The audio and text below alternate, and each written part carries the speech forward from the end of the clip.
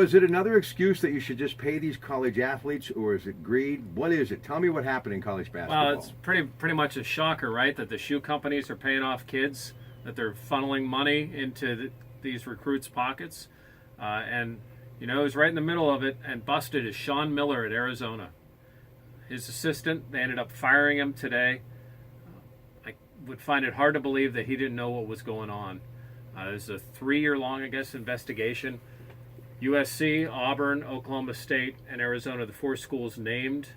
It doesn't appear that Pitt is going to have any issues in this story at all, but we'll find out more as Louisville has also been connected.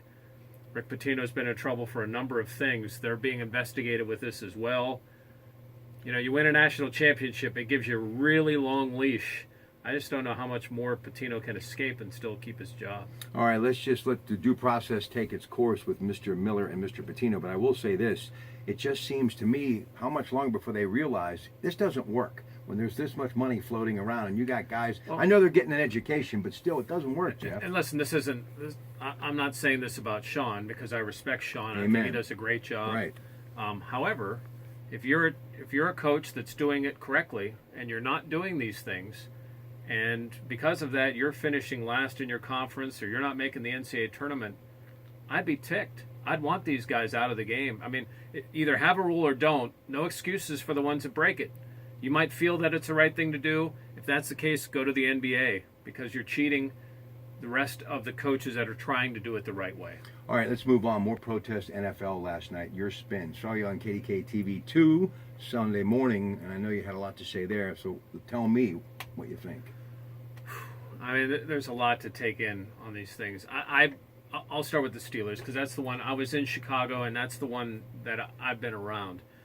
I don't think they meant to cause a big stir by how they decided to handle it. I'd take Mike Tomlin at his word that the team decided they were going to stay in the tunnel to avoid all this. So you wouldn't see Steelers taking a knee, but what you ended up seeing was all of them back and then some miscommunication, and there's Al Villanueva, the only one out in front. And what a tough situation for him. Here's a guy who served his country heroically, found his occupation, is getting paid handsomely for it. So the dream has come true for Villanueva. Now he's got to deal with all this. He didn't ask for any of it. He didn't want to be out front in all of this.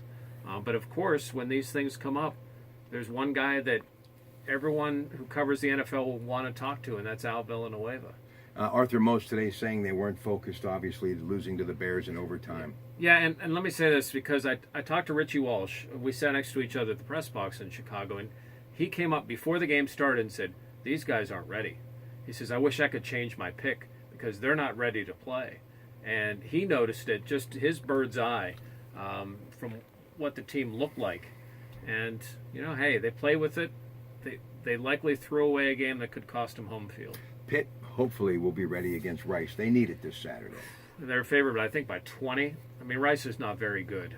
And this should be a game that not only gets Pitt a win, but should get some of its mojo back, get its confidence back, get the defense. I thought the defense, believe it or not, wasn't as horrible as you might think against Georgia Tech, because Georgia Tech does this against a lot of teams. But offensively, they got to get something going. And Narduzzi won't say whether it's DiNucci or Brown, and guys say they're preparing either way. And I don't know if we'll have an answer after Rice because I expect Pitt should be able to roll in that game. I can't help it. Tonight I think of Earl Weaver. I think of Boog Powell. I think of Danny Murtaugh, Steve Blass. I think of Chuck Tanner. I think Jim of Dave Palmer. Parker, Willie Stargell. Baltimore in town tonight. Definitely one. If you're a Pirate fan, baseball fan, you're going to want to check out. Yeah, they play a lot in spring training, and this game has the same significance. It's two teams that are just playing out the string. But Trevor Williams is starting. I think Trevor Williams is locking himself into a rotation spot for next year. I think he could put an exclamation point on that tonight. And Max Moroff is short. There's something you could watch. And how does Josh Bell finish out the last week of the season? And, hey, there's 2 games left. It could be the final 2 games for Andrew McCutcheon as a Pirate, so that's something to watch for at home. Last thing, coming off the Kraft Hockeyville game at the UPMC at Lemieux Complex, it's just so nice to have Letang back, isn't it? Yeah, Chris Letang, he admitted to some rust. It looked like he had a little bit of rust, and why wouldn't he? He's 300 and some days he's been away from hockey, at least real hockey on ice in a game situation. And both teams had a lot of their starters. NBC wasn't going to carry it and not have the starters for both teams, and they had a lot of them in there. Some news today with the Penguins: they sent 21 down to the minors, including Daniel Sprong, Zach Aston Reese, and Adam Johnson, all guys that were vying to be in that lineup. And Aston Reese and Sprong, a lot of people thought coming into camp that they would have a strong shot at making the team, but they were sent down today. Listen, I want to be able to get back on campus and maybe get dinner off of Gino DeMarco. So they beat Teal. They're off this week. Waynesburg homecoming next week, talking about Geneva College. Trey Marshall, how good is the kid from Quaker Valley? He's been really good for them. Yeah, I mean, he fits their system. He's a little undersized, but he's got speed. Brian Stafford does a great job running that option setup. And I'm impressed with what Gino has done. I mean, it's been a tough few years for Geneva football, and it seems like they've found the right system where they can get kids in.